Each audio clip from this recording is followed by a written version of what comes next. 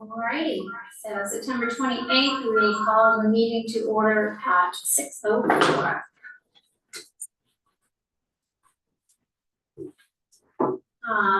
Notation Pam is absent.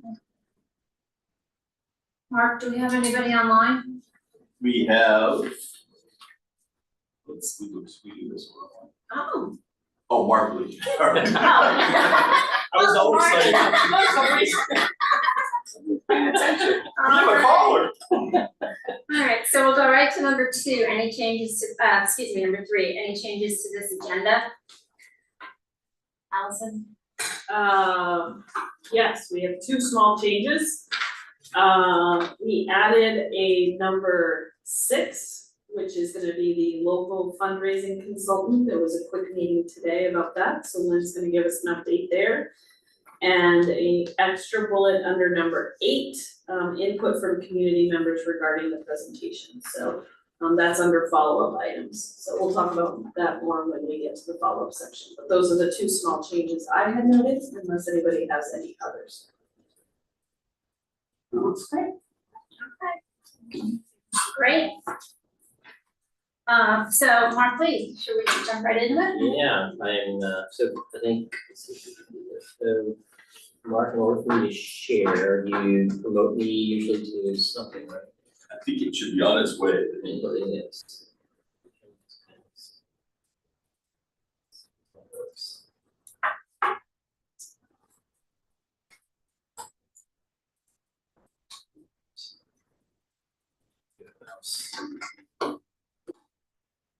Okay, couple of updates here, importantly. Just see for the last, I guess, first I'll do a quick update on site plan here that I'll share some things.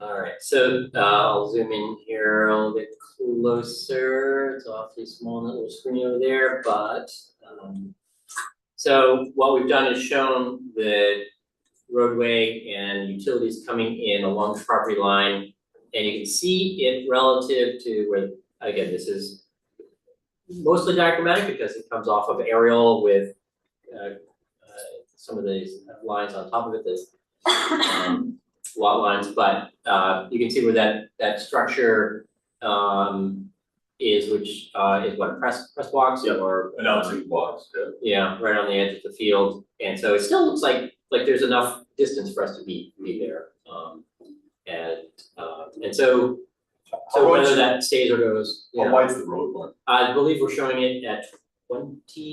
Let's see where, it's probably more than 24. It looks like, cause that, you can see that 20-foot mark right there, and you look at that relative to the roadway, and we're good. In fact, let me see if I can do this right there. Reason why I ask is, I think ideally, if this were to go ahead. Yeah. Would have that road with like a path beside it. Yeah. Of like 5 feet. Okay. So that we could connect the bike path or the pedestrian path that's here. Yep. To our lot to get it to the railroad tracks, to Perfect. get it to the other, you just gotta get like that. Perfect. I will, we can do that the next time. I'll show a 5-foot pathway. Feet. Scale, let's see what happens here if I measure it. Yeah, sure, it's 24, so it is. So I'll show a adjoining 5-foot pathway. So zoom in a little bit more. So that comes in, and right now we're showing 310 feet off the property line to the building, just so we understand the setbacks, which is, I'm sure, compliant with any concerns that might be had. 170 feet from this one, so we're showing parking on this side, so as the roadway comes in, right now, majority of the parking is all right right here in front of the building.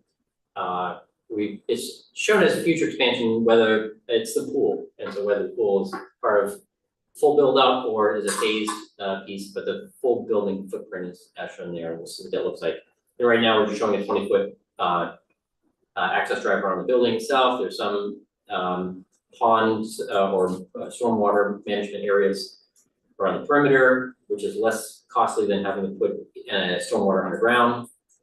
And then we also have the pathway that potentially leads down to the rail trail if and when that all happens. So, Nice question. yeah, When driving by said building, Yeah. is that the ideal place for, and recommended place for the parking?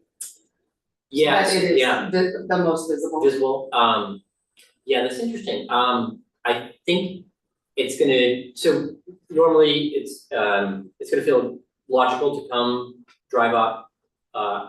Because the site is so large, there's no reason necessarily to put the parking behind it. I don't think it's gonna gain. And is there behind it if you're driving from both sides, so Yeah, right, exactly. unless it's towards the football field. And I'm assuming that, that that this area is gonna be fairly open and visible from both from the access drive, but also from the connector. So you'll have good visibility and lighting on that side of it. Part of me wonders about putting the parking on the football side, just to have the building itself the closest to the road, but, In terms, It's- oh, well, hold that thought until, Yeah, okay, great. all right. And then the other question I had is, would a walking path be on the far side of the football field from the road or on the closer side? Yeah, Mark, do you have a sense of, My sense from the fair is that if they're willing to play ball with us, they would like, no pun intended, they would like to have it all where you've got it. They'd like to try to keep the community connection out of the center of the fairgrounds, so that they don't have people cutting through or stuff, so. And do you care which side the walking path would be? the woods side versus the Oh, field? yeah, Correct. I don't think that matters. For plowing or anything like that, it doesn't matter, okay. Yeah. Thank you. I think it made me feel, if it feels like it goes roadway, well, I don't know, it could go either way, I suppose. If, at some point you gotta cross, right, so either you're gonna cross it at the entrance, if the pathway is on the field side, you'd have to cross at the entrance and then, so if you wanted to use it to access the fields, then could bike along that way, but otherwise it may feel more buffered or protected if it's on the Right. wooded side, so. Mark, does this diagram take into account in the top right-hand corner the expansion of the bypass? It does not, and so, I don't know, Mark, if you've They're seen staying within their- their current they right are, of way, okay. they're not adding. One thing to think about is, and Kathy, if you think I'm wrong, correct me, I think the fairgrounds actually owns that lot to the right of the wetlands and above our lot, that triangular one. This one right here? Yeah. So they might ask to have a way to cross, that for their stuff, but Yeah. it's probably easy enough to build it. So that's just, again, we've kind of caught up in that connection there.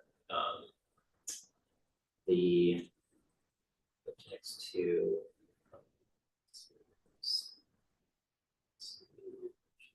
So the previous, I guess we'll go here, go to plans next, I guess.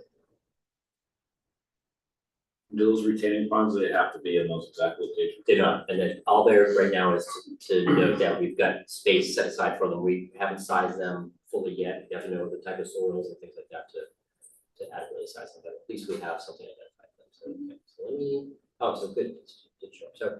All right, so just a very few minor plan changes, we're still making refinements and we still can, but on some of the comments that came back, there's this comment about having a toilet that you could have within a space if you're having to do some childcare, so you wouldn't have to actually leave the space, so an adult could be right there, or without having to have kids go out.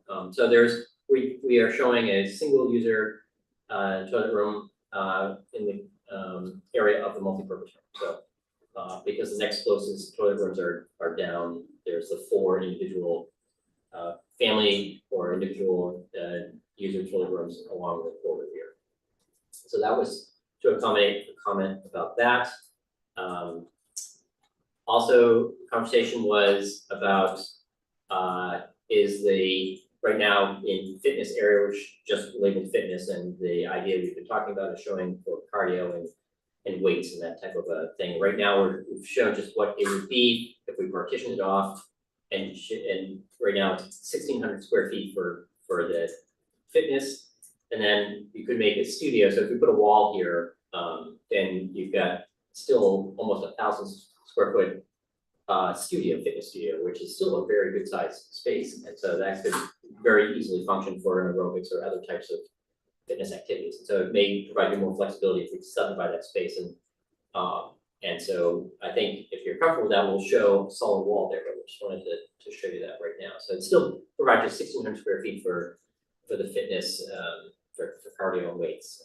And so we can give you some sense of what that layout would accommodate for equipment. It's not overly large, but it's still reasonable in terms of thinking about the amount of equipment that you might want with number of treadmills and different weight stations and resistance stations. So. How high do you see those ceilings being? in So those those are studios? actually pretty high. They're 12 feet or more because of the volume of that space in the building itself.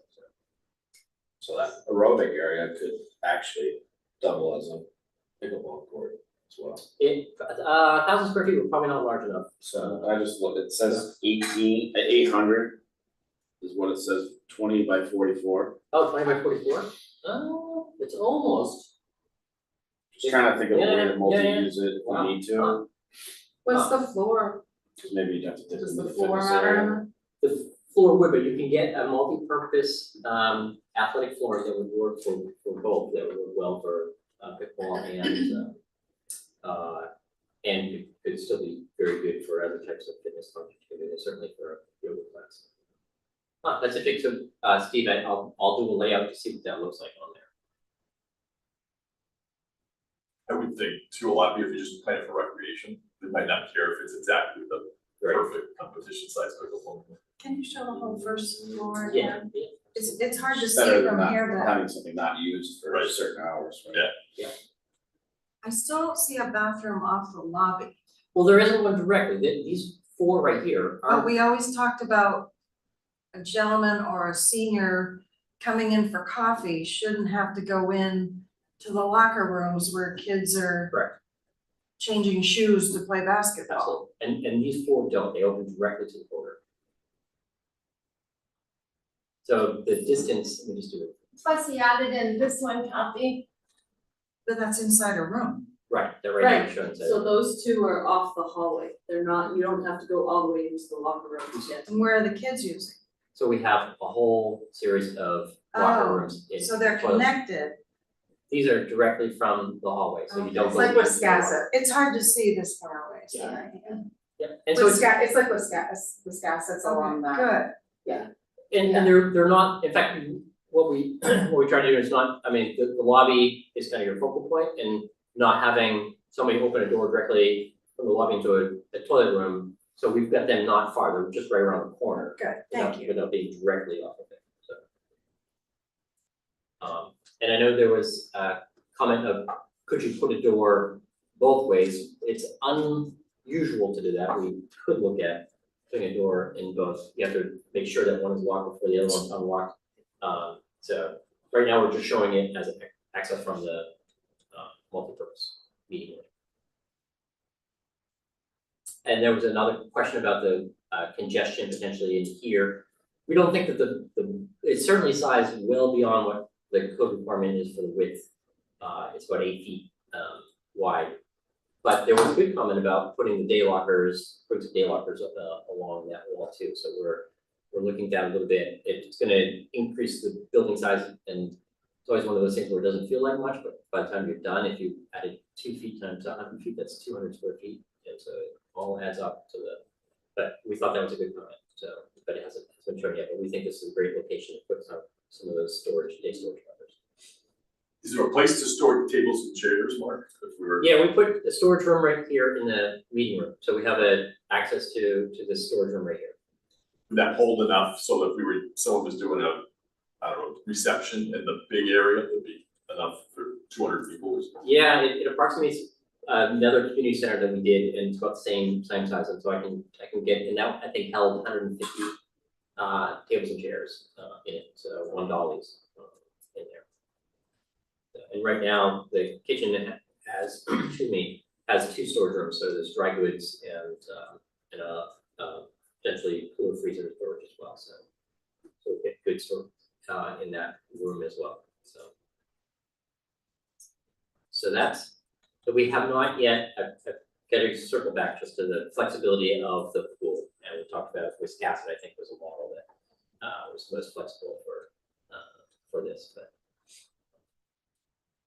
So those are a few plan updates, and then any more questions on the plan for everyone? I guess I'm not seeing with the pool what looks like Wisconsin has.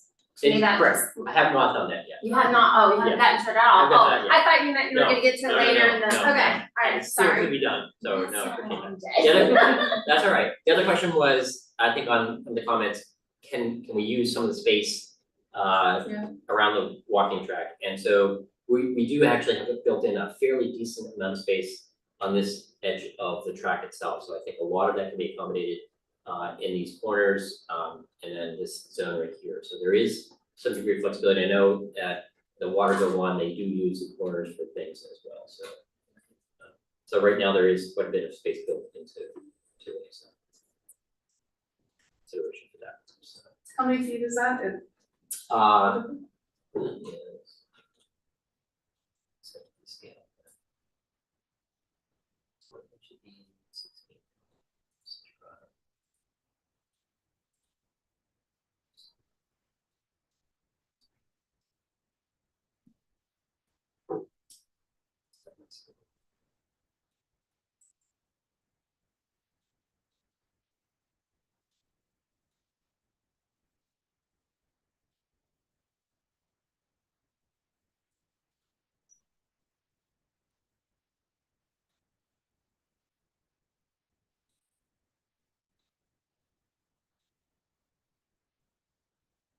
So from the lane, it's 8.5 feet.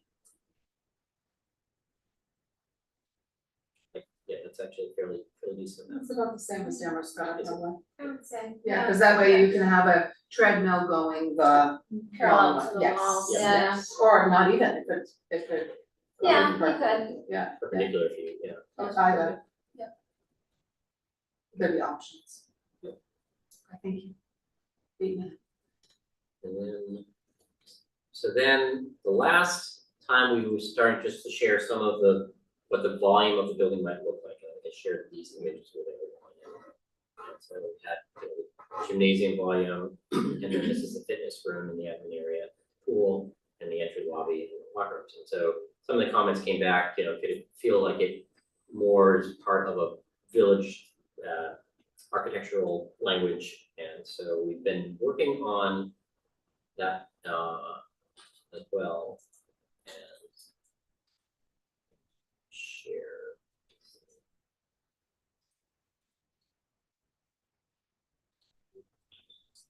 I see. Yeah, yes. Long time. I don't remember seeing them. Is that right? That was a couple months ago. Okay, yeah, Feedback okay, we nothing got. since then, I Yeah, remember a while right, ago, yeah. okay, great. Yeah. I love the glass in the front. Mark, if this went ahead and was at that location. Yeah. And maybe you don't know the answer. Would there be stipulations as to how it would need to look?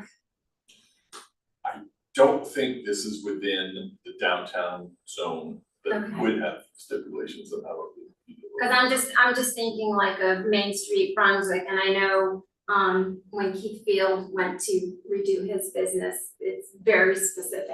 And our recode has very specific things for the area on the mall, this street. I don't think it goes out. It to doesn't the- quite go that far, okay, so at this point, then we pretty much are at liberty to just say, I think hey, so, we want it all yeah. glass or whatever, okay. So So this is a revised, that actually looks at a gable end to the building, so you've got actually shed roofs, which in brick, this is, considering what if we use, so it's kind of a hybrid between the form that we had before, but something that feels more contextual. So it is a contemporary building, but it's not, but it still harkens back to traditional forms, so. Oops, I can go back. But there you go. I want to picture too. It's great, I love it. And it's designed in such a way that we can, again, you could imagine the L-shaped component of the pool coming off, so you still have a very complete facility if what we're doing doesn't have a pool to begin with, so. That's the kind of view at the entrance as you come up, so it's deceiving a little bit too, because it's a fairly big complex here, it's not a small building, so. And so then we sort of looked at, and we're still working on. Is there any reason to think about what this building looks like in relation to that building? I think they would be fine. Yeah, I think the contextualism of sort of Yeah. more New England gabled and Yeah. brick. Okay. Thank you for the roof, I think that was one I. Yeah, correct, it was. I see you smiling, Captain. Well, it needs to be New England. Yeah. Right. Mark, did you have a picture like an overhead? Yes, in fact, that's what I'm trying to do now. Okay. You guys are all thinking just like that. Scary. We've been working together for a while. Looks great. See if I share, okay, so here we go. It's getting it.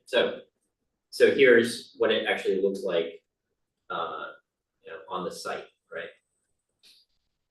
So my question is, let's say, pick like 20 years down the road. Right. Let's say that, Topsham is booming and there's all kinds of money and the building wants to be expanded. Right. Where would that happen on this design? Yeah, so it can happen in a number of locations, but so what we likely look at doing is, you think about the circulation right now comes off of this, kind of pinwheels off of this. So it comes straight through here, so expansion would happen right there in the back, so that this corridor just gets a little longer and you access the additional functions right off over the back of it. Okay. And there's plenty, as you can see, we got lots of room to grow in that direction. If people wanted fields of some sort, how far can we go until we hit? Oh, yeah, that's interesting. I mean, you can see roughly the size. Here's where that slope really starts to get severe right here. And so you could still put a good sized field right here and still have plenty of room to expand the facility. And then the advantage of this site is that you've got some room to play with. And so the idea is that as you come up on the building, it's just kind of how you would arrive at it here. And then from the roadway, yeah, you're gonna see, this is, the side that you see, so that glassy entrance area glows at night. It's sort of the transparency invites you, and you'll see it very easily. It's in some ways nice to see the entrance as you're driving by on the bypass. It doesn't turn its back to them, and so seeing that's nice. Seeing that right now we're just showing the community center sign over here, but so that could be very visible from as you drive along the connector as well. So. Is there a rule on how many wordings you can have on a side of a building? Can we put one on the end too? Ordinance usually. There's a limit on the size, we had to amend it for market basket, so. But actually, the sign ordinance too doesn't apply to the town, so. And we need to match the logo of our Town of Topsham logo. Right. Right. So, no, we've got a fair amount of freedom on the sign. And once those retaining, those ponds are in, are they in for good? They can be shifted, but not easily. I mean, what Right. we'll end up doing is saying, okay, well, all the impervious, surface from this area has to then flow to this treatment pond and this, so they get shifted around in that way. But they can be moved. Is there a certain distance they have to be from the building? No, not necessarily. Just something that's not gonna impede your ability to be able to capture the water, and also you wanna keep them so that you're not spending a lot of effort to move the water to them to get treated, so. But, so if you're thinking, see that, and it may be that we don't need, this one, that you only need this one and this one or something, we just haven't sized them yet. And like I said, there's another option where you bury treatment underneath pavement now, so it's more expensive, but it doesn't interfere with any potential growth. Depending on where you put the path that would connect to the railroad, might be nice to have it separate kind of at the border. If it's on the inside football field side, so it goes around the building, so you don't have to go through the parking lot if you're. Oh, so you're saying, yeah, I hear it, so that this would continue, or what? I guess it depends which side of the road you put it on, but if you put it on the highway side of the road, then that'd probably just continue below there. But if you had it on the football field, the inside of the road, Yeah. then maybe it would leave the building almost as soon as you cross the property line and go to that other thing. And head down, I'm French, or I head guess. and here, So, you know, it would come in like this, maybe join Yep, yep, this way down, so that you don't have people crossing. crossing that way, yeah, so you could do either of those, right, you could stay on the outside, or you could cut it on the inside, yeah. Mark, you know me, I have logistical questions when it comes to how we're gonna present this to the board. Sure, absolutely. Are you gonna show this 3D model to the board? I'll ask you what you think would be, we don't have to, we can dumb it down, we can show something that's more, diagrammatic. I was thinking that the presentation would be similar to last time, where we would do the majority of the talking and then you would come in and provide your additional information. Yep. But is this a model you think we should? What's the saying, a picture's worth 1,000 words, so, yeah, I think it would be useful to show this. Definitely, we can do that. So, again, sometimes people get a little anxious and if there's, if it hasn't had much, input from the public side, you'll get people like, oh my goodness, there's the Taj Mahal, right, we're already hearing it. Heard that before. Right, so I just, whatever is best to sort of, it's not, it's the size of a community center that has a large, or has a gymnasium and a pool, that's what it looks like.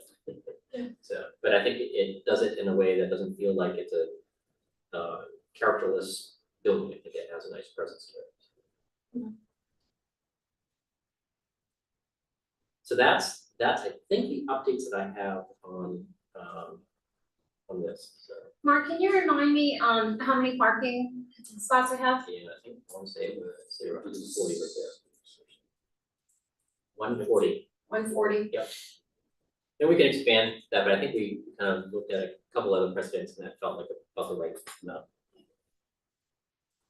Mark, I think it might be helpful if you could spend a minute and talk about what the next, if we decided to proceed, what the next step would be. I think you talked to me about, did you call it 15% plan or something? Oh, yeah, right, yeah, it's a good point. So right now, this is a conceptual idea. So we've all been on this journey. Like, what are those spaces? How are they located next to each other? What is the right location in the community? How do we lay out the building on the site? What is the cost of it? So we've really answered a lot of those questions that we didn't know before we went on this journey. And so I think we're at that point. The distance from, or the journey from here to an actually fully designed project requires a series of phases that we go through. The first one is called the schematic design. The schematic design takes this, but then it starts to really add a greater level of detail. And so that usually is 10 to 15% of the total design effort. So we sort of take this, but then we really start, we have structural engineering folks look at it, we have mechanical engineers, we really start to define what all the systems are. And that schematic design, like Mark said, I think is 10 to 15% of the total effort to design it.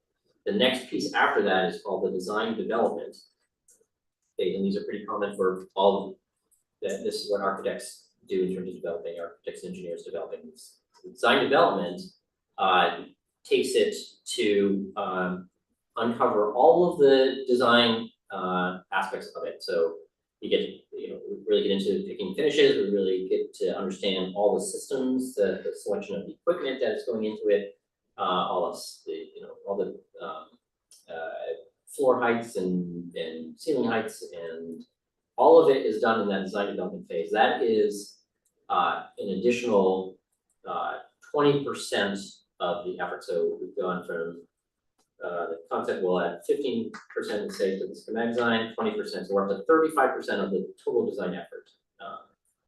And then the next 35% is the construction documents. And so that we've designed everything, but we have to now document all of it. And so that construction document phase gets it ready to go to a contractor to ask them to price it.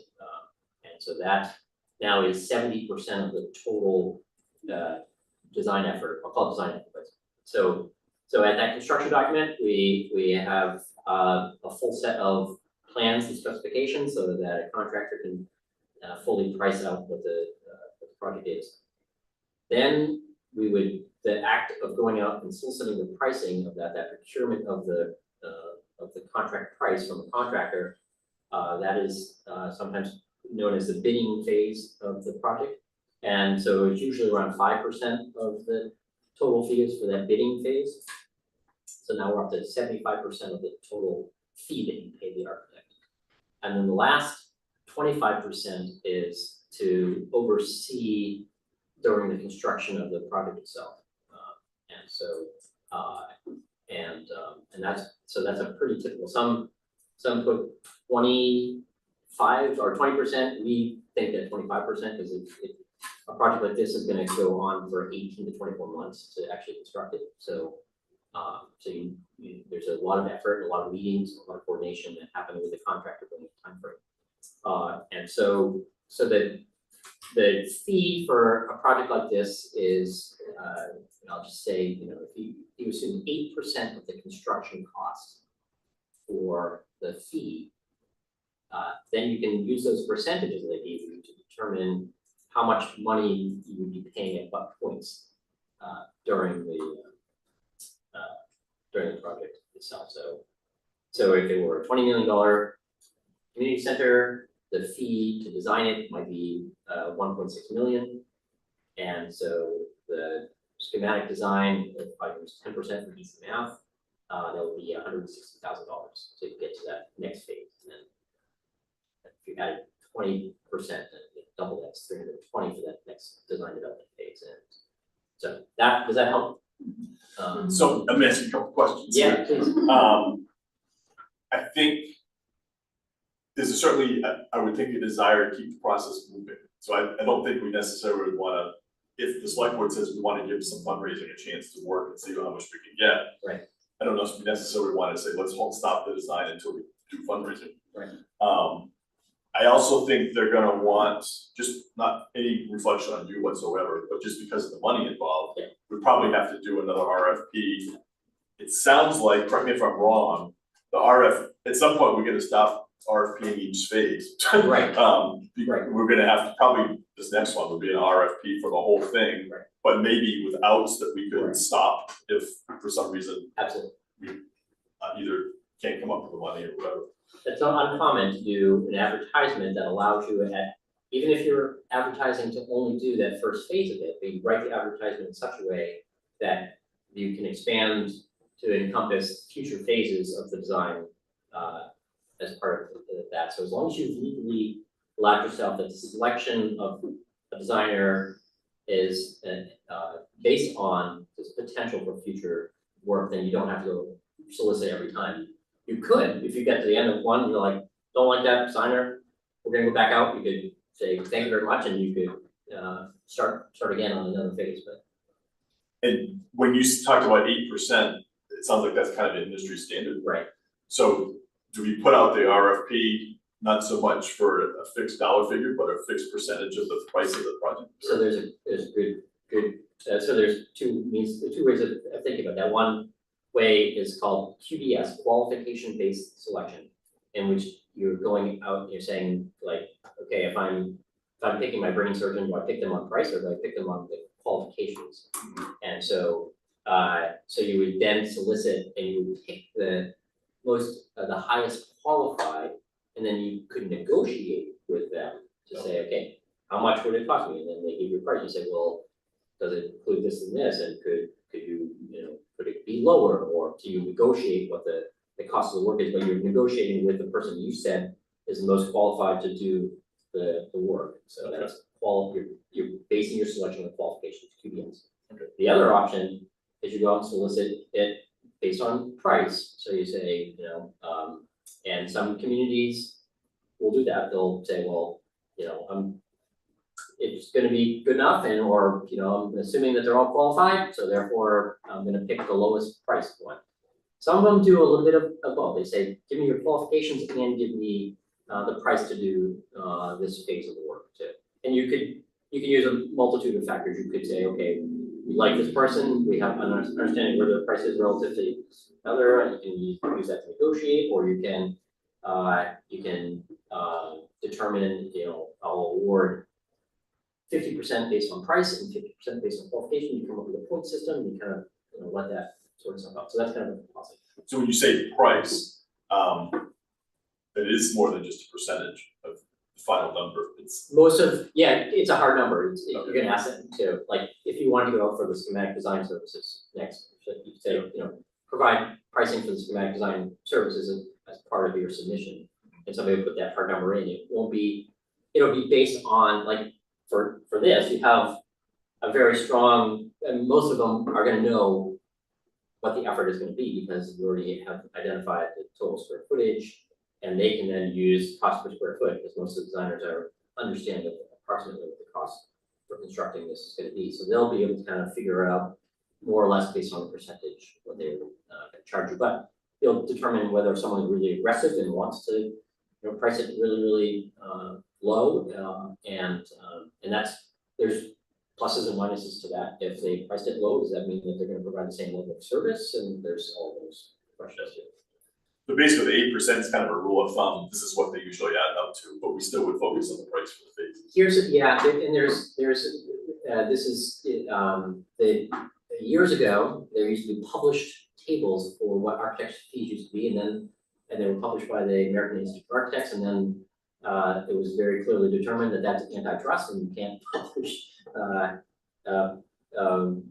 fixed prices like that, and so it's anti-competitive, and so, but the state of Maine actually has a guide online that establishes pricing, so you can look up, the Bureau of General Services has like I said, a guide. It's a reimburse as well as the state's Medicaid rates. Right, yeah, exactly, but so for the state projects, so Maine PBS architect fees. It changes based on the size of it, so there's an efficiency, a very large project, you wouldn't charge as much as you would for a small project, because you don't need to as much, so.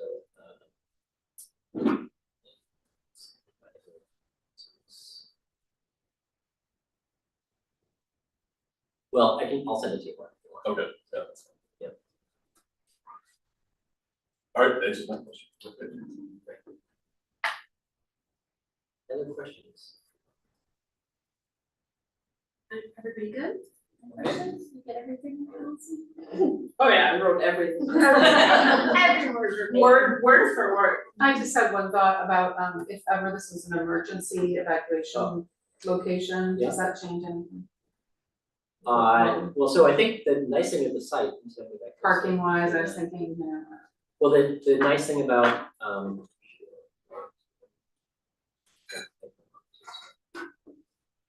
maybe that's something we don't. so right now, you have the single access point is right here. And so, but from this point, you have access to two locations. So, and so if you wanted to spend money to add an entirely second means in and out of it, you could, but remember, this site is more expensive because of the length of that access road, so. And with a 24-foot wide roadway, I think you probably have enough that even if something happened, you could. Okay. even with, if we had a buffer with a 5-foot lane or something, if you really need to get an emergency vehicle around it, they'll find a way around it.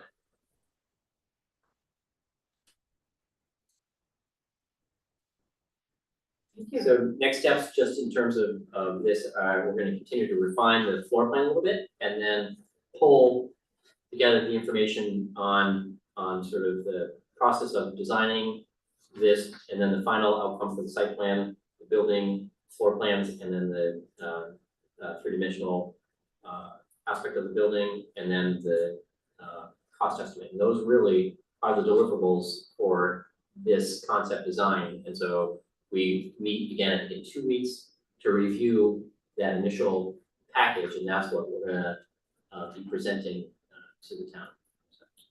And I think that our goal is to have our part of the slides kind of done, so we can kind of have a walk through. Perfect. And then we can decide at that time how much of. Yeah.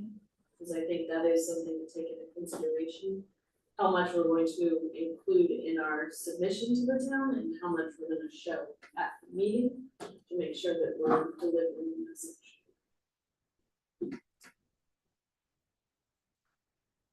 Mark, do you need anything else from us to move along on I your end? don't think so, I'm good, so. Sure, because I bet we can come up with. I'm sure you will. If I keep showing you stuff, you'll keep coming up with more stuff, and we'll never be done, so.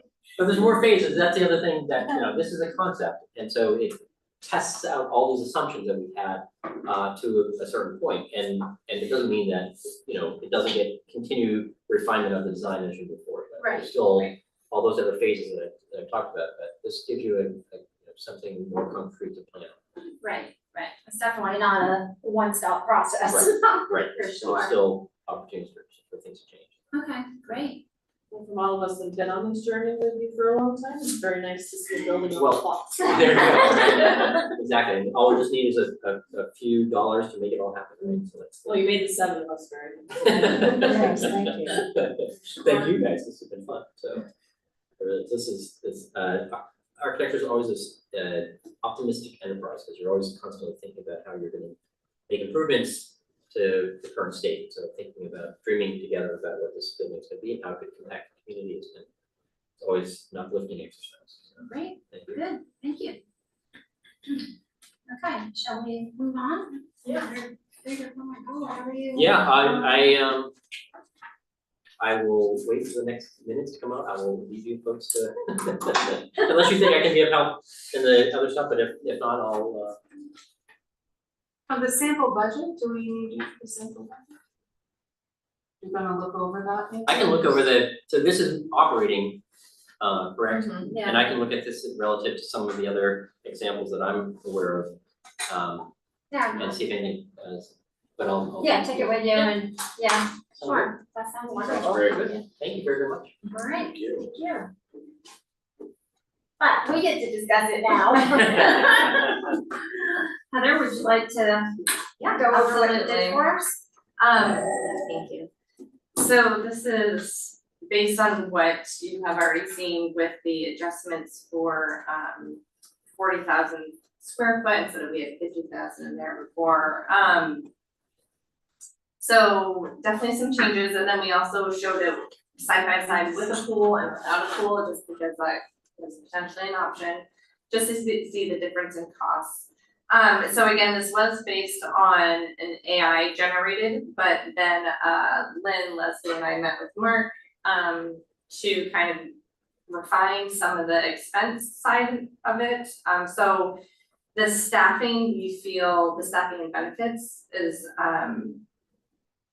I guess our best guess based on, our conversation. The one thing that I will point out that I feel is still kind of up in the air is that so the revenue line item, that is the sports leagues, what that entailed was town-run leagues that charge a fee either for the player or the team. And so obviously like the youth sports and stuff is already being captured in the Parks and Rec budget.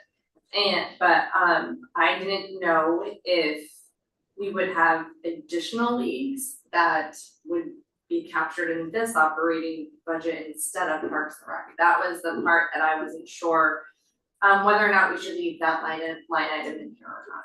And so I left it in just so we could have this discussion, and then the corresponding expenses for those are the program expenses down below.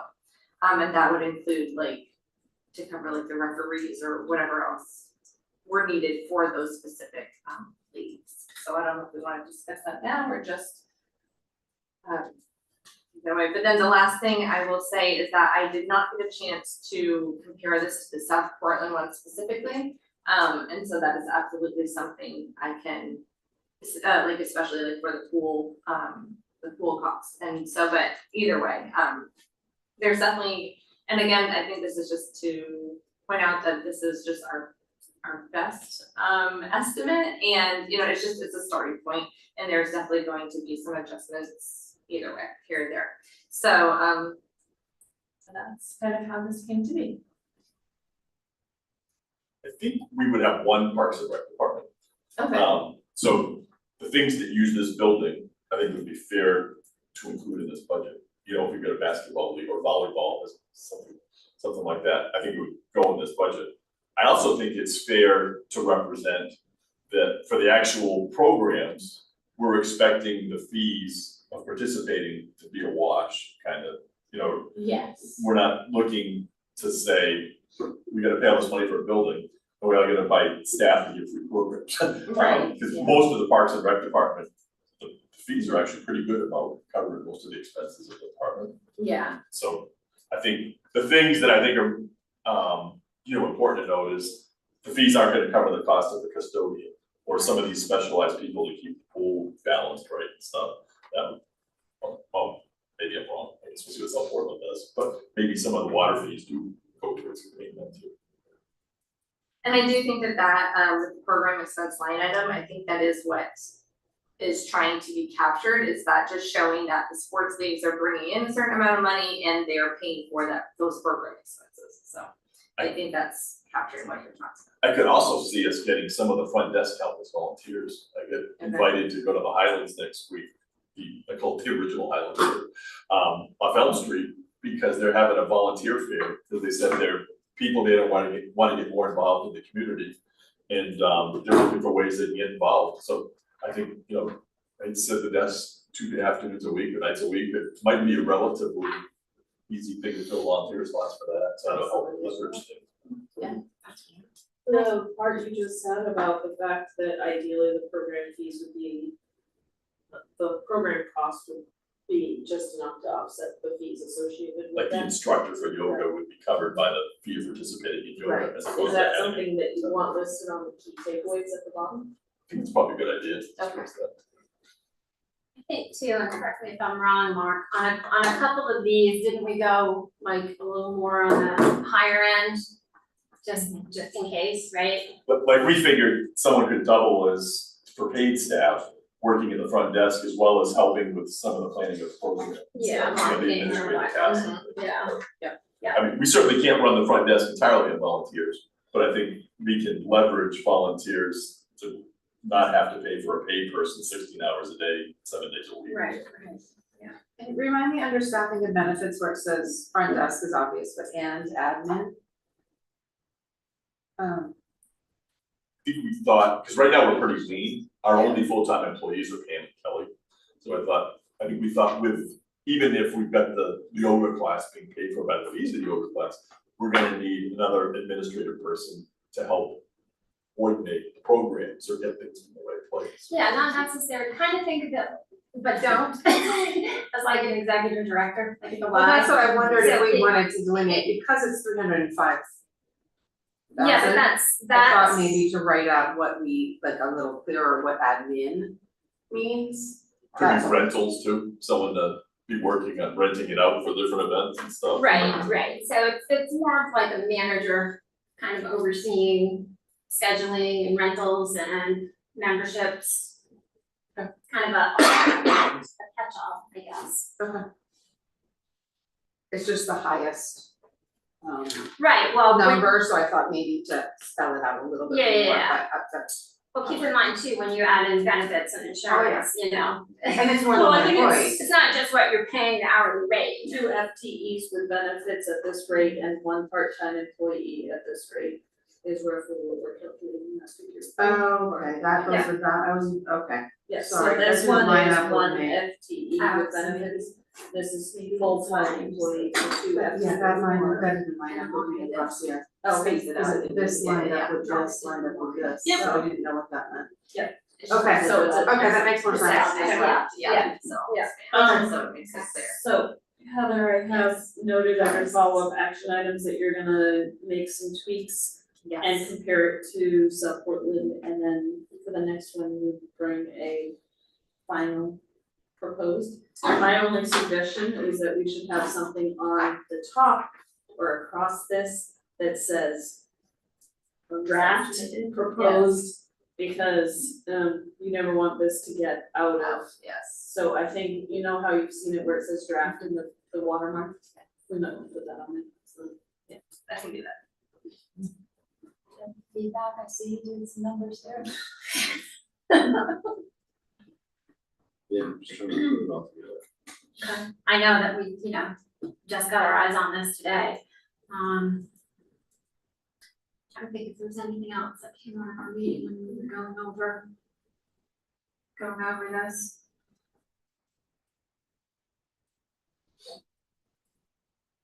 I think it looks great. I think it did. I think Leslie pointed out really quickly, she was like, is that positive? Yeah, we're not doing anything. Well, so this is what I was working on, so what it looks like to me is that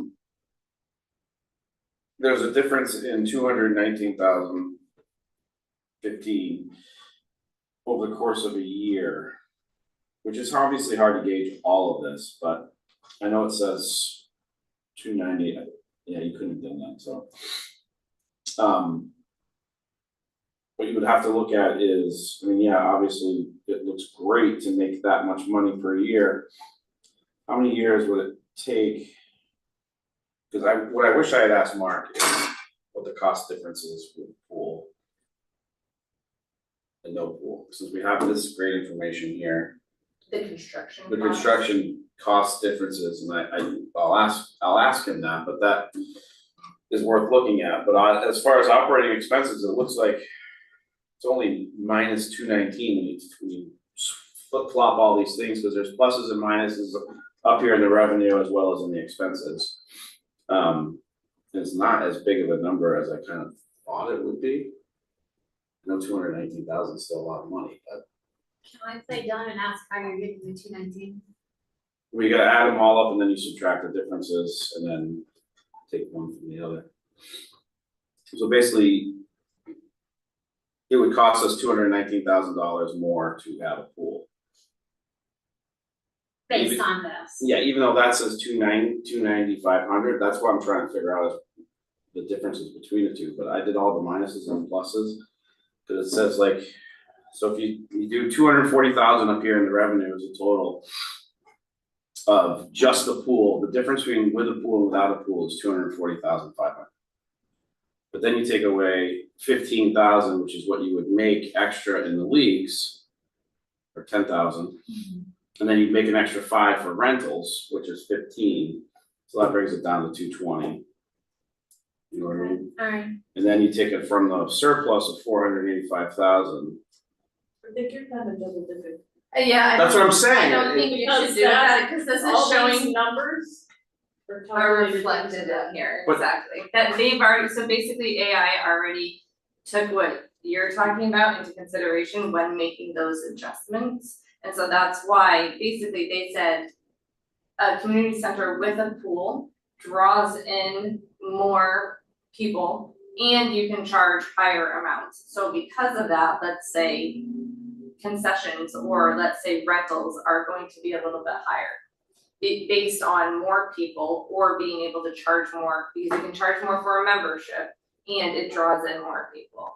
So because of those adjustments are already reflected in the with pool column. And then without the pool, they say, okay, not as many people are gonna come and we're not gonna charge quite as much. So then those are decreased. Does that make sense? It does, it just doesn't seem to look like it does, like, it makes sense to me, yes.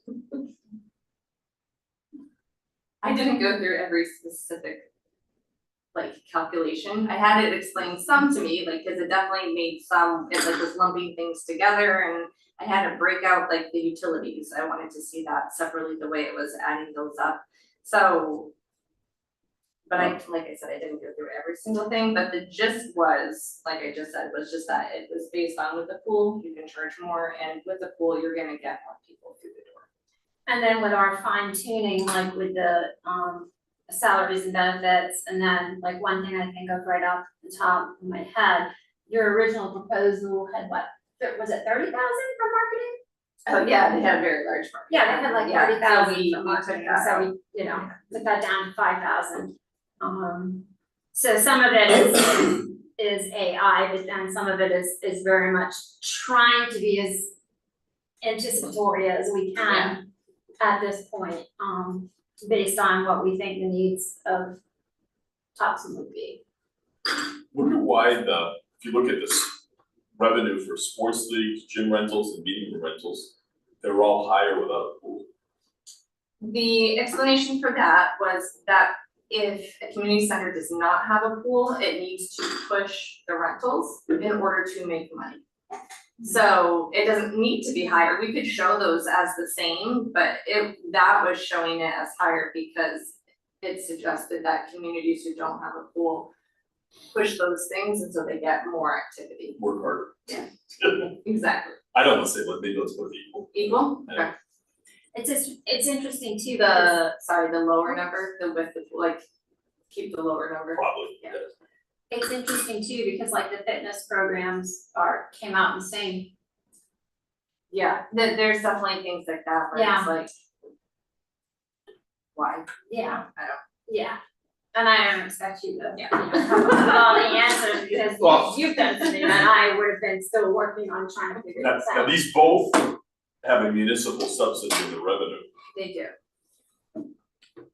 I'd almost take that out, cause someone's gonna say, oh, you made a profit, but the town had to subsidize it to make a profit, Yes, so so take it out. I'd say, Okay. Do you want me to add some kind of a note? Because I remember when I did it, it commented on that fact that most pools need the municipal subsidy to even break even. You know, like to. and if it shows it doesn't break even, that's fine, Okay, that's our sure. municipal subsidy, I guess, so. Heather, can I go back to where I was? Because my question is though, is the difference between the net income between the two is 265,000, but if you add everything up, the two differences, you subtract the loss in revenue to the expenses, you get $219,000, so why isn't, like, I just don't know why, what am I missing?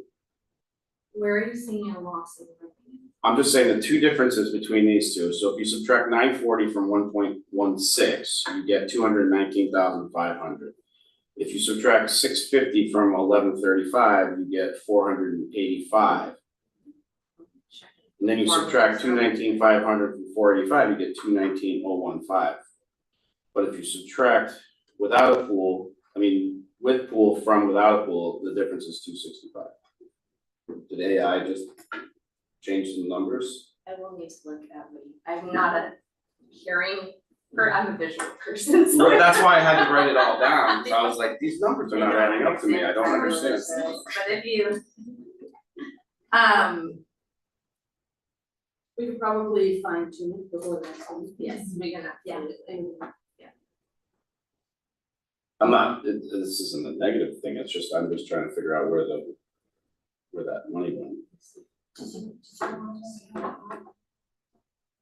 do you see what he's saying? Yeah, Well, all I gotta do is take the total revenue and the total operating expenses and add those two differences together, or subtract them, to be honest. And that'll give you a number, which is 219. But if you subtract 25,000 from 290, you get 265. The net incomes. There must be something I'm missing. AI's gotta be right. I just wanna know where. So, hold on, so the 219, Yeah, that's just the difference in the revenue. Yeah. Okay, then what's your next question? The change in net income, like the differences in net income, it's not going to be the same as the difference in the revenues because your expenses are going to be different. mhm. So you can't compare the difference in net income as the same to the difference in revenue unless you keep your expenses exactly the same. And they're not. Oh, yeah, that's fair. Is that what you're trying to do? Okay, yeah, well, I was trying to see the difference between the two, income wise, because 25,000 for the pool seems pretty great. But, It takes a $200,000 subsidy. exactly, yeah,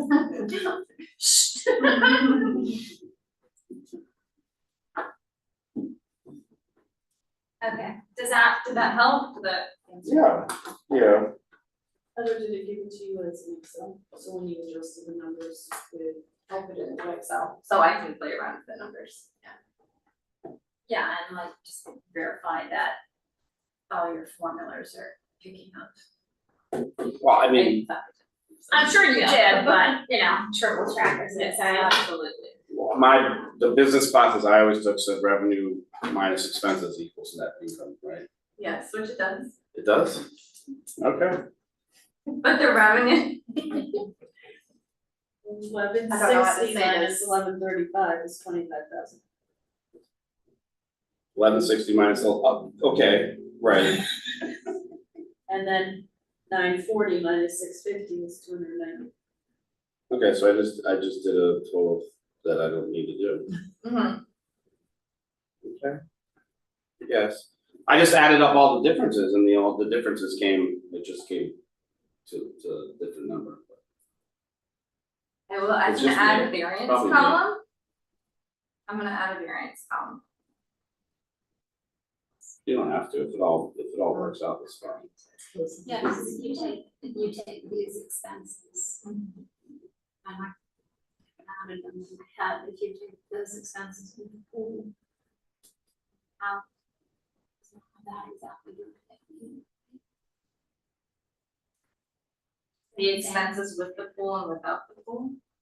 Well, because in some columns they're the same, like utilities is 90,000 or 9,000. But I'm just wondering what the totals are where it's a zero. That's because without the pool, it wouldn't, like without the pool, we don't need the Right. aquatics director or the Right. lifeguards Right. or the utilities to heat the pool. Yeah, so I'm just wondering, what's the total of those, 1, 2, 3, 4, because I can't add in my head. That's all, just out of my curiosity. I think it's 485. Yes, yeah, It is 485. okay, alright, I think maybe a variance. yeah. Okay, any more questions or anything on that? Good? Thank you, Heather. Well, yes, that's awesome. Okay, so now we're switching, we're adding in a different number 6 for local fundraising. So Kathy and I met today, it was very last minute, with CC Danforth, she's a Topsham resident. And she has her own business of fundraising consultant. Right from the get-go, she does not do capital campaigns. So, that was not a surprise, given what she had told me, through her email. That being said, she kind of, told us some of the things that, Mary Beth, the other consultant, had said. She has worked on capital campaigns before, so she like reiterated that the first year would be what they call the silent year, where you're really reaching out to businesses and big donors and you're not making it public. And she referenced to a pyramid. So at the top of the pyramid, you would have that silent first year, let's say. So that way, when you do get down towards the bottom, and you're making it public, then you can say, hey, we've raised, $2 million already, we need to get up to 3 million, that sort of thing. So that way people can get excited about it and say, yeah, so we've got this much money, I'll contribute, et cetera, et cetera.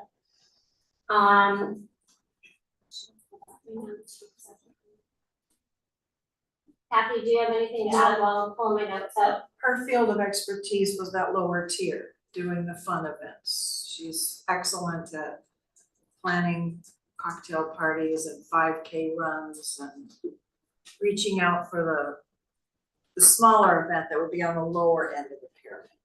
But she's not a person that wants to reach out to who might be willing to do that top pointed part of the pyramid, which would be either $1 million donor or 2 500,000 donors and work its way down the level. I kind of got the feeling that, even if she had years of experience, I just don't think she would want to do a capital campaign, just because of the amount of time, because you're talking 2 to 3 years, potentially. Because she was a definite no, because I point out, asked her, I said, what if, and she's, nope. So she's definitely not a capital campaign person to go to. One thing that stuck out to me was the age demographics. She said that the average age was 69 for larger donors in the public sector, which I found pretty surprising, actually. But it made sense because, as she put it, you know, you hit that age, your retirement, you've got your kids in college and married or whatever, so you tend to have more disposable income, I guess. And maybe more time to say, okay, what causes do I want to support? That sort of thing. A lot of what she said with like what Kathy referenced to like the private events, that would be part of the middle, like the second layer of the pyramid. For example, we'll just say Joe Smith, you know he's a big business leader, so you assume that he has funds, right? So you say, hey, we're gonna host a private party at your home. We'll have some hors d'oeuvres, we'll serve some drinks, and have someone speak, like whether it be you or Steve, you know, as the chair of the board. And just go over and have that conversation, like a 20-minute pitch, if you will. And not necessarily collect money that night, but say, hey, we're gonna be reaching out to you and, you know, be ready. So, I felt like we really kind of had to draw out how she would charge us. We ended up asking 3 times, I believe. And she finally told us that she would give us a little bit of a discount because she lives in Topsham, and her fee would be $90 an hour. And what she does is she designs the events. She does all the subcontracting, manages the rentals, the caterer, the sound system. She would handle all of that with a volunteer staff that usually helps her with things. And she said what she thought she would suggest for us at first was 4 private donor events, 1 large community day event, another large event like a 5K, and then like 4 other minor events like cake auctions, things like that. So that was her plan for one of the lower tiers to do those. Well, the private donor event would be with the upper tier. Right. The big things that I could not answer for her was an actual timeline and an actual budget, and 3 things, and a goal of how much we want to fundraise. I'm like, so much of that is fluid, and you know, until we get to that point, I said this is more of a info gathering type of thing. She did say that it would be unusual to have a capital campaign and then another like local campaign. Cause it would kind of seem in some respects like you're double dipping sort of thing. And it would just be a lot to run simultaneously. she's, you know, she's knowledgeable, she worked for the Maine Coast Heritage Trust. Yeah. For like 10 years. She's working down in Washington County now, she's done a lot of work along the coast, like with fisheries and that sort of thing. But my opinion, not knowing exactly how this is all gonna go, is I would go I would lean towards having Mary Beth be a capital campaign, because I think Mary Beth can take us from the capital campaign all the way down to a local fundraiser. I think she's got all of the goods. So I think based on that, I pulled up our conclusions and recommendations for what we presented to the board last September.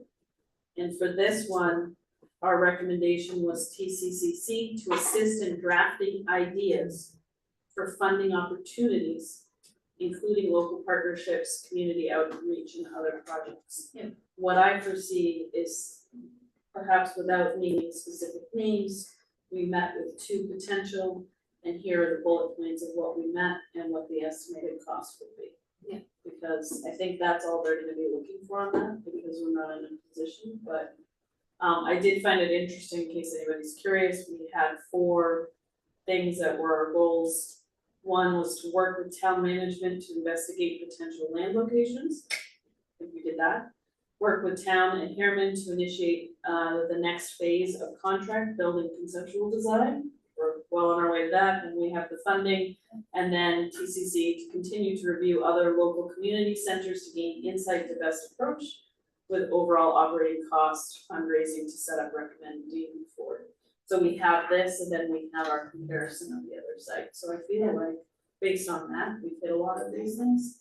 And I think that that's great information, because now we can say we talked to potential Right, fundraising, right. and this will be information that we got back.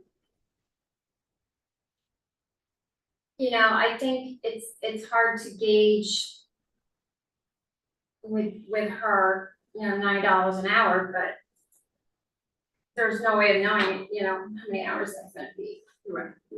And the thing that kind of, and not to get into a lot of fine details, but just to let you guys know, the one thing that really kind of stuck in my mind was, okay, let's say we have an event and, you know, it's being catered, and the day before the caterer can't do it. So her job is to find someone else. So if that takes her 5 hours or 6 hours to find a caterer, you know, you're talking another $500 or $600 right off the bat. So any little hiccup is money. And I don't even know if we go this route with any consultant, how it would be paid for anyway. So, but we've done our due diligence, I feel, and, Exactly. you know, we have some options. And I think that's ultimately what they're asking for. Yeah, although, and it's good you covered all the bases, but I think you also wanna think about, if you want this to move forward, what are the suggestions, what's your requests, or tell them how they can move it forward.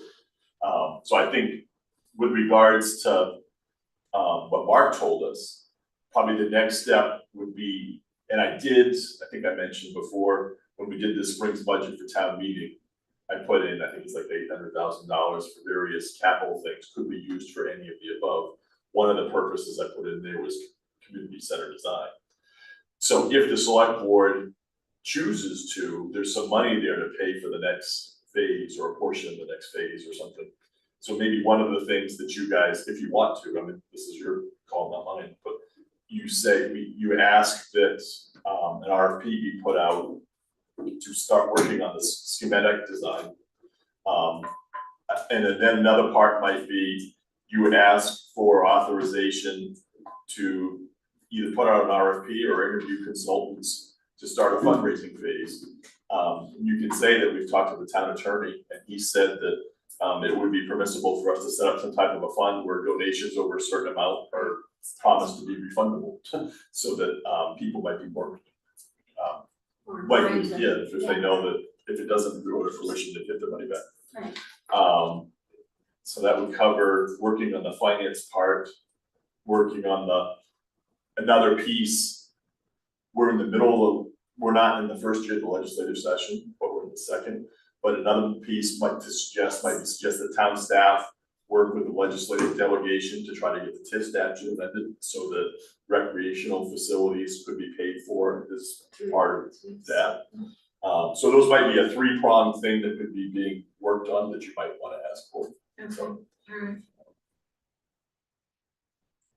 Does the town have a database for local businesses on who to contact?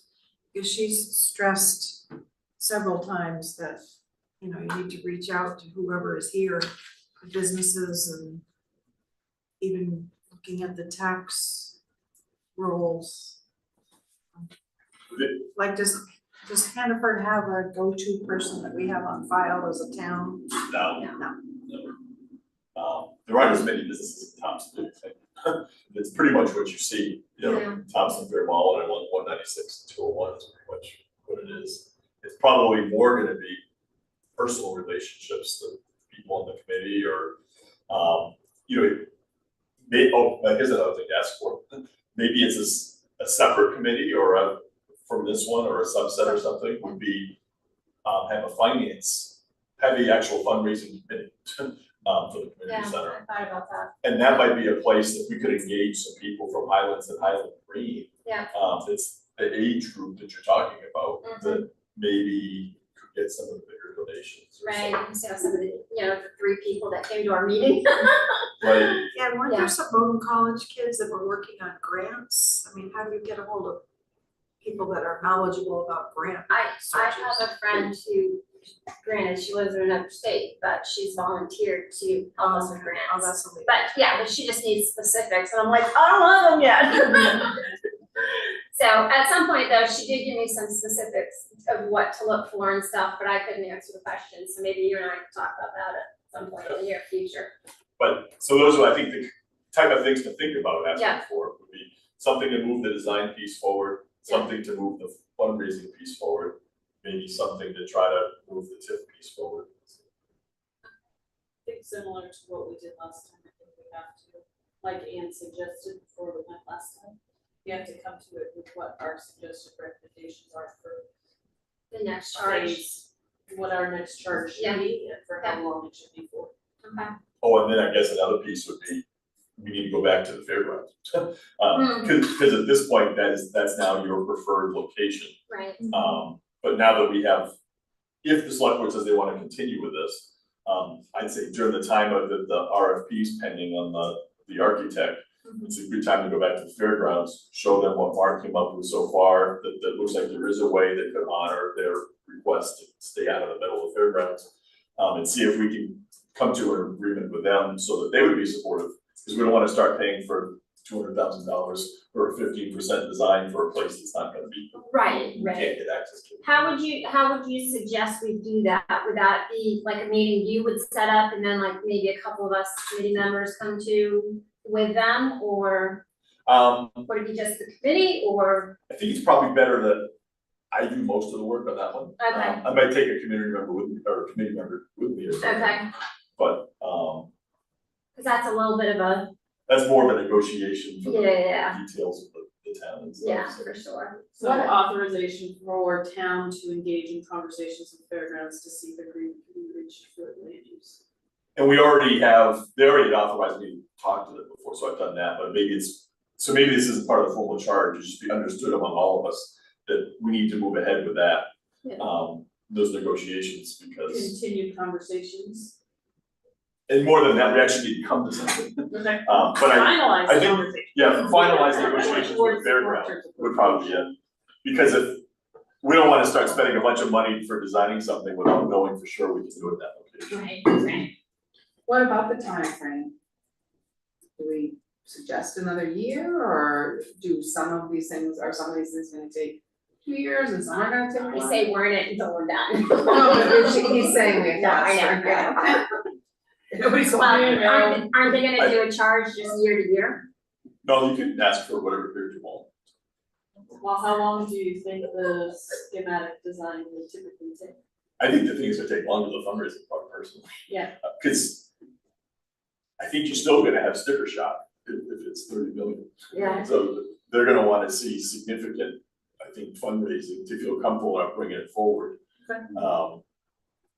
The other thing I'll start working on is I'll talk to some of the bond people, get better ideas of what a $30 million building looks like with a 20-year bond, because obviously we're not gonna pay for $30 million in 1 year. And we don't, we don't need to necessarily raise $10 million, it would be nice if we could, but we need to get rid of some of that sticker shock, I think, to convince people to move forward. Yeah. I think, sorry, I tend to think of one more year. For the term. just a year at a time. 6 months is not enough to fundraise, so. I was thinking maybe 2, but I think that's a little long. I would rather report back, like take that for a year and in a year, go back and report and tell them where we are. Exactly. Not that everything has to be concluded. Yeah, right, what do they say, under promise and over Yeah, produce or yeah. whatever, however that goes. I would like to be able to get my friend Erica to really start researching. So if you and I can have a conversation in the next week or so. She's talking about stuff and I'm like, what? Way out of my realm, Erica. Maybe we could do like a Zoom with her or something. I think she works from home a lot of the time too, so, but that's her wheelhouse. And hey, I'm all for, yeah, I'll do it, I'll volunteer. Something like that. I'm gonna say no. If October 2nd goes well, when is the next town meeting that we have to get over that hurdle? Next town meeting would, unless there's a special one for Rico, it would be till next May. May. There's a fund, we have about $200,000 that I think it's something called the Whitman Fund. It's for the community recreation or something. And so I'll look at it more closely. That might be a place to help pay for the fundraising consultant, so that we wouldn't have to wait till next May. It could also be a place to have some money to go to the building too, but I'll look at that. Because I think if we have to wait till May to come up with the money for the fundraising consultant, I think a lot of momentum's gonna get lost. And in fact, I'd be kind of nervous, I think, of spending considerable money starting on the design without working on the fundraising piece at the same time. Right, yeah. And I don't remember if I asked her specifically, but she was so easy to talk with and I just get the feeling if we do work with her, that it would just be so compatible and so easy and much less stressful. You're talking about Maribel? Maribel, yeah, and I'm thinking we wouldn't have to pay her everything up front either. If that makes a difference, I don't know. Not really. Okay, Because we alright. either have the authority to enter it or we don't. Right, If we don't have yeah. the authority, we can't It doesn't matter, kind of say, oh yeah, go ahead, we'll yeah, get yeah, permission later. yeah, okay, alright. Okay, is there anything else in regards to fundraising? I've had enough for today. Alright, so review the minutes from our August meeting. I didn't notice anything that needs to be changed. No one else? Any motions? I'll make a motion. Any seconds? Any seconds? A second. All right, all in favor? Aye. Okay, so, that's good. Follow-up action steps. Preparation for presentation to select board. Lynn and I have already discussed trying to get together so we can start to draft out what those slides will look like. One of the things we wanted to ask for from each of you is during the course of this week, if you can just think back on what we've done over the past year and let us know what you would say your message to the board would be. Because just because I can go back and look at all the notes and stuff does not mean that I remember all of the intricate conversations. Because I don't actually write down every word everybody says. So, like, what is the one, if you were the one giving the presentation, what's the one thing you would want to say to the board? So that we can take all of our collective voices and put it into the story, which will be the deck that we'll use to present. So that's our one ask to you guys, because we're gonna start working on it this weekend. So if you guys have a chance to do that, and then email it to me or to Lynn, we can start to put that together. And then the only other thing I had on there was for Heather to work on this again. Cause we just keep giving it back to you. I'm so ready. Our budget's ever final. No, Right? never. I would just add, you know, I think the way that we're thinking of approaching the presentation is, as Allison said, kind of like telling a story and kind of really trying to make it personal, that sort of thing, you know? And a great point that Mark brought up when we met with him regarding the budget is the concession stand, right? Maybe that would be a business opportunity for someone to come in and run it, so it would be a benefit to the economy and to small business owners, that sort of thing. So kind of thinking outside the box a little bit too, so we're really hitting all different aspects. And you don't know who's gonna ask for that, because I have not been involved in the school system, but I have a very good friend who lives up in the Augusta area, and the drama club runs the football concession stand so that they can make all the money that comes from that concession stand. So you don't know what other types of groups might want to sponsor something like that. Totally different with our sports boosters. Yeah. Trust me, been there, done that. But it's all good. So yeah, so that's your committee homework, please. Yeah. That's it. I think that's it, unless anybody has anything else. Other than our next meeting is the 22nd, we're back at the 5:15 time slot. Do we have any meetings after that, October 2nd, and then we'll see? And then we go from there. Yeah. Right? Because if they shoot us completely down with everything, then I guess we're done. Hopefully that's not gonna happen, but. Okay. What time is it? 7:31. Dismissed. Meeting adjourned. Meeting adjourned.